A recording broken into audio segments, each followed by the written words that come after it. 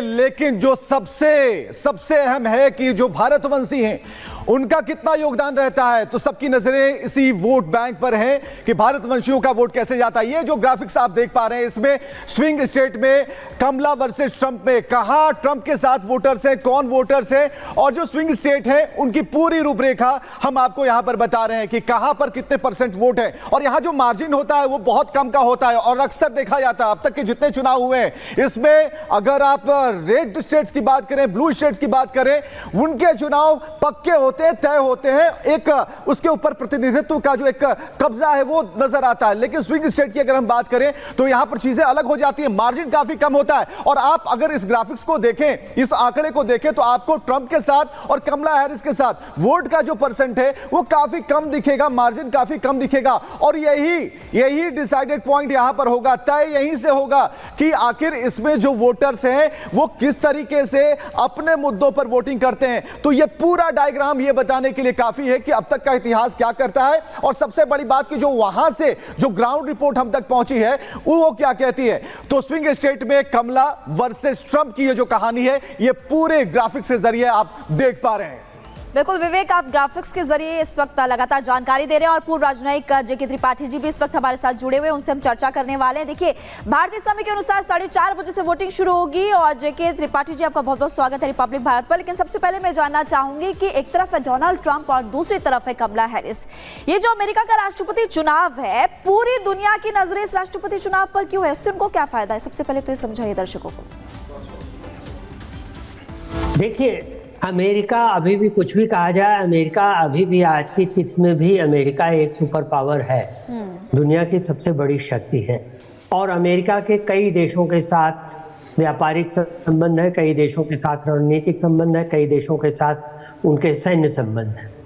तो अब अमेरिका में राष्ट्रपति के चुनाव का क्या असर पड़ेगा, ये जो नज़दीकी अमेरिका के हैं उन पे तो असर पूरा पड़ेगा, जो बाहर के बाहरी पेरीफेरी में भी देश है उन पे भी रिपल इफेक्ट पड़ेगा। मतलब जैसे आप कंकड़, ठहरे हुए पानी में कंकड़ फेंकते हैं तो लहरें पैदा होती, वैसा इफेक्ट जरूर पड़ेगा।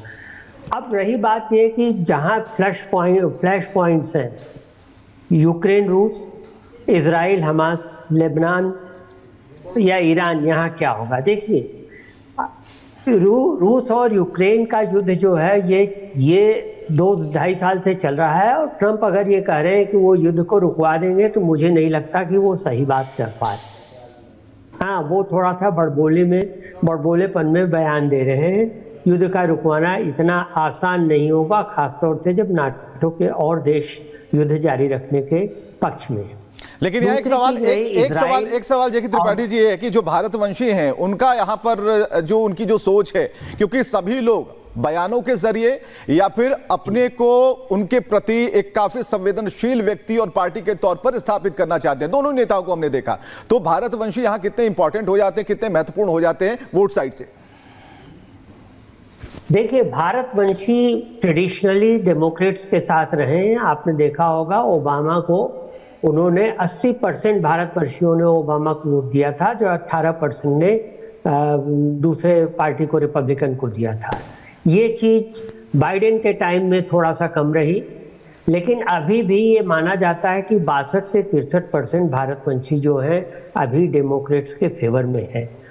ये स्विंग इसलिए हुआ है थोड़ा सा रिपब्लिकन के फेवर में कि कुछ भारतवंशियों ने, ये खासतौर से बिजनेस कम्युनिटी वालों ने ये सोचना शुरू किया है कि ट्रंप शायद अमेरिका में बिजनेस को ज़्यादा लाएंगे प्रोटेक्शनिस्ट विचारधारा के आधार पे, तो अमेरिका में रह के जो बिजनेस कर रहे हैं उनके लिए ज़्यादा फायदा होगा।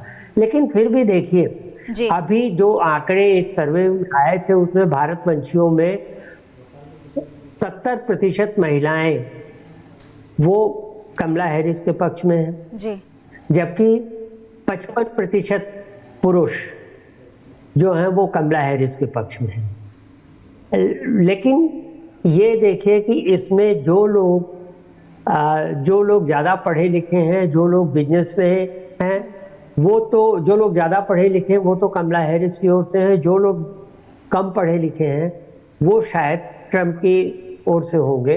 और एक चीज़ ये भी देखिए, एक बात मुझे आपसे पूछने जानने की कोशिश हम करेंगे कि कमला हैरिस की तरफ से भी, क्योंकि भारतीय समुदाय, भारतीय लोगों की बात करें जो लोग वहां पर रहते हैं, कमला हैरिस ने भी अपने परिवार के एंगल से उन लोगों के साथ जुड़ने की कोशिश की, और दूसरी तरफ बांग्लादेश का मुद्दा डोनाल्ड ट्रंप ने भी उठाया था इन चुनावों से पहले जब रैलियां की जा रही थी और वहां पर बयान वो दे रहे थे।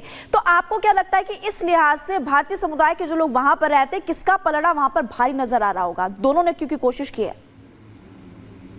देखिए, अभी दोनों ने कोशिश की, आप सही कह रहे हैं, लेकिन अभी भी कमला हैरिस का पलड़ा, डेमोक्रेट्स के का पलड़ा भारतवंशियों के दृष्टिकोण से भारी नजर आ रहा है। अभी भी 62% लोग उनको वोट करेंगे।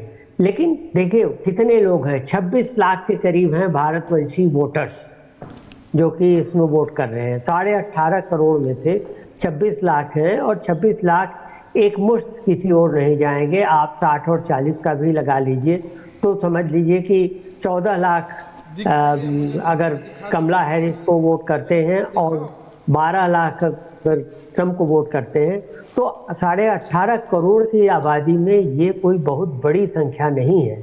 और वैसे भी ये पहले नंबर पर ये संख्या नहीं है। दूसरी चीज़ ये है कि अगर अमेरिकन आबादी की भी बात, अमेरिकन वोटर्स की बात करें, तो ज़्यादातर अमेरिकन वोटर्स को इससे कोई फ़र्क नहीं पड़ता कि रूस में क्या हो रहा है, या यूक्रेन में क्या हो रहा है, या इजराइल में क्या हो रहा है, लेबनान में क्या हो रहा है। उनको ज़्यादातर अपनी डोमेस्टिक पॉलिसी का मतलब है कि इन्फ्लेशन ना हो, जो बेरोजगारी कम हो, हेल्थ केयर हो, और औरतों को जैसे अबॉर्शन राइट्स मिले, औरतों को रिप्रोडक्शन राइट्स मिले। ये चीजें जो हैं ये उनको ज्यादा मैटर करती हैं। जहां तक विदेश नीति की बात है, तो स्विंग स्टेट पर विशेष तौर पर नजर है, और कुल मिलाकर सीटों का आकलन कैसे होता है। जो स्विंग स्टेट्स की अगर हम बात कर रहे हैं, कुल 117 सीटों की बात कर रहे हैं, तो किस तरीके से इसे इस ग्राफिक्स के जरिए हम आपको समझाने की कोशिश कर रहे हैं कि कैसे इफेक्टिव होगा। जिन लहरों की बात पूर्व राजनयिक कर रहे थे, उन लहरों का इंपैक्ट क्या होगा, उसका पोलराइजेशन किस तरीके से होगा, और महिलाओं और पुरुषों का जो अनुपात है, जो वोटर्स का अनुपात है, इसे हम समझाने की कोशिश कर रहे हैं कि जो 15 सीटें मिशिगन की हैं, वहां पर क्या इंपैक्ट पड़ेगा। और कुल मिलाकर जो 7 नंबर्स हैं, ये सिर्फ नंबर्स नहीं है, बल्कि वो योगदान है जिसके आधार पर अमेरिका में एक नया चेहरा सामने आएगा, चाहे वो किसी भी पार्टी का हो। आमने सामने का युद्ध है, भारतवंशियों का सवाल है, उनके मूड और मिजाज का सवाल है। लेकिन सवाल है कि पेंसिल्वेनिया हो, या फिर इसके अलावा जो राज्य हैं उनके बारे में बात कर रहे हैं, फ्लोरिडा हो जहां पर 10 सीटें हैं, तो ये वैसे स्विंग स्टेट्स हैं जहां कभी भी कुछ स्विंग हो सकता है। तो ये सवाल अपने आप में एक अहम है। तो ग्राफिक्स के जरिए हम आपको समझा रहे थे, लेकिन भारत को लेकर जो इंपैक्ट होने वाला है, जो तरंगे उठ रही है, उसका इंपैक्ट क्या आएगा, यह भी एक रिपोर्ट के जरिए हम आपको बताते हैं।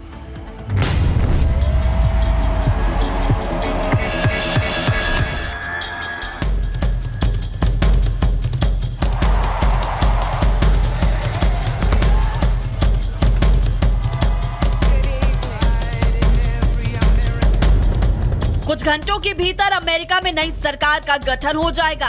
विश्व की एकमात्र महाशक्ति की बागडोर कौन संभालेगा, इस पर पूरी दुनिया की नजर टिकी हुई है। भारत भी इन चुनावों को बहुत गौर से नजर रख रहा है। वैसे तो भारत और अमेरिका के रिश्ते लगातार मजबूत हो रहे हैं, लेकिन नए राष्ट्रपति बनने वाले इंसान की नीतियों से इस रिश्ते पर कुछ न कुछ असर पड़ना तय है। कमला हैरिस और डोनाल्ड ट्रंप दोनों एक बार सत्ता का स्वाद चख चुके हैं। ट्रंप 4 साल तक राष्ट्रपति रह चुके हैं, जबकि कमला हैरिस भी 4 साल से उपराष्ट्रपति का कामकाज संभाल रही है। जानकारों के अनुसार ट्रंप और मोदी की पर्सनल बॉन्डिंग का अलग असर है, जबकि कमला हैरिस की नीतियां भारत के लिए कुछ तीखी हो सकती है। सबसे पहले आपको दोनों नेताओं से भारत के व्यक्तिगत रिश्ते के बारे में बताते हैं। कमला हैरिस भारतीय मूल की हैं। उनकी मां श्यामला गोपालन तमिलनाडु की रहने वाली हैं, जबकि उनके पिता जमैका के रहने वाले हैं। बचपन में कमला हैरिस अपनी मां के साथ तमिलनाडु आ चुकी हैं। वहीं ट्रंप की बात करें तो ट्रंप की छवि भारत समर्थक नेता की रही है। प्रधानमंत्री मोदी के साथ उनके रिश्ते काफी अच्छे रहे। पिछले कार्यकाल में उनकी नीतियों में भारत के प्रति झुकाव भी दिखा था। बहुत मुश्किल है कहना इस वक्त, क्योंकि ये बिल्कुल सुई की टक्कर है जैसे कहते हैं। और पोलस्टर्स, पोलिंग सर्वे सब बता रहे हैं कि बहुत ही करीब का कंपटीशन है। और कई ऐसे जो वहाँ कहते हैं स्विंग स्टेट्स, बड़े इंपॉर्टेंट स्टेट्स हैं जिनकी वोट्स, जिनके इलेक्टोरल कॉलेज का साइज बड़ा है। चूंकि दोनों नेता 4-4 साल तक सत्ता में रह चुके हैं, इसीलिए भारत को लेकर दोनों ही भविष्य की नीतियों के बारे में कुछ आकलन संभव है। आपको भारत से जुड़े कुछ अहम मुद्दों पर उनकी संभावित नीतियां बताते हैं। कश्मीर के मुद्दे पर डोनाल्ड ट्रंप भारत के साथ खड़े दिखते हैं, जबकि कमला हैरिस इस मुद्दे पर भारत विरोधी रुख दिखा सकती है। भारत के प्रतिद्वंदी चीन के घनघोर विरोधी माने जाते हैं डोनाल्ड ट्रंप, और जबकि कमला हैरिस चीन के प्रति नरम नीतियां अपना सकती है। आतंकवाद के मुद्दे पर पाकिस्तान के लिए ट्रंप का सख्त रुख रहा है। कमला हैरिस मुस्लिम आतंकवाद पर ढुलमुल रवैया अपना सकती है। भारत की घरेलू और राजनीति में ट्रंप को कोई मतलब नहीं है। हैरिस की पार्टी और भारत की सियासत में दखल देने की पक्षधर है। हालांकि ट्रंप विदेशी कामगारों की बेधड़क एंट्री के खिलाफ है, जबकि कमला विदेशी लोगों की एंट्री को लेकर नरम रुख अपना सकती है। भारतीय कम्युनिटी में उनका बहुत अच्छा दबदबा है। इसका कारण यह है कि वो भारतीय समुदाय से संबंध रखती हैं, और दूसरी ओर क्योंकि हमारे प्रधानमंत्री इंडिया के